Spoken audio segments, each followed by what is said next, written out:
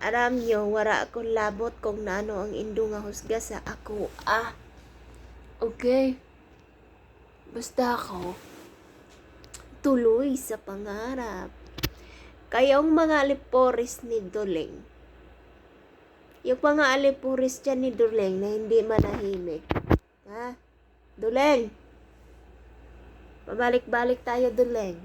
Yung mga, alam mo yung feeling na gagawa ka ng kalbaryo sa buhay mo. Tapos magtatawag ka ng alipuris mo.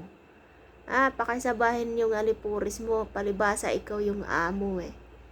Ikaw yung amo, kaya yung mga ugali nila, ganon din. Yung matatalas yung dila na hindi naman kayo inaano, may kalalagyan kayo sa akin. Tandaan nyo yan. Pag ako nabwisit sa inyo, kahit nakadami account pa kayo, magbabayad ako ng IT. Ipapahanap ko talaga kayo. Masyado kayo eh.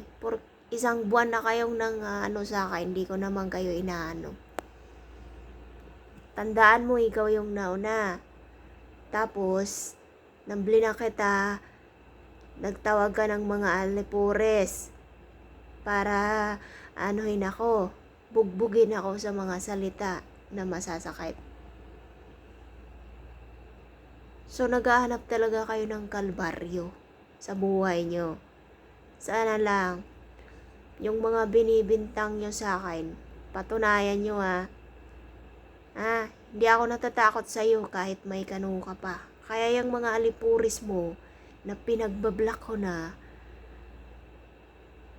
patahimikin mo. Okay?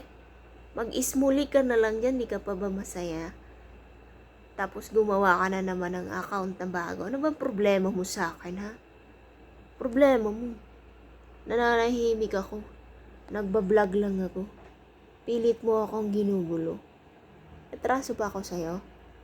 Kaya dahan-dahan kayo sa makakatingong dila.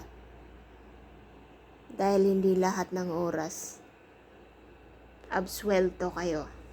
Tandaan nyo yan.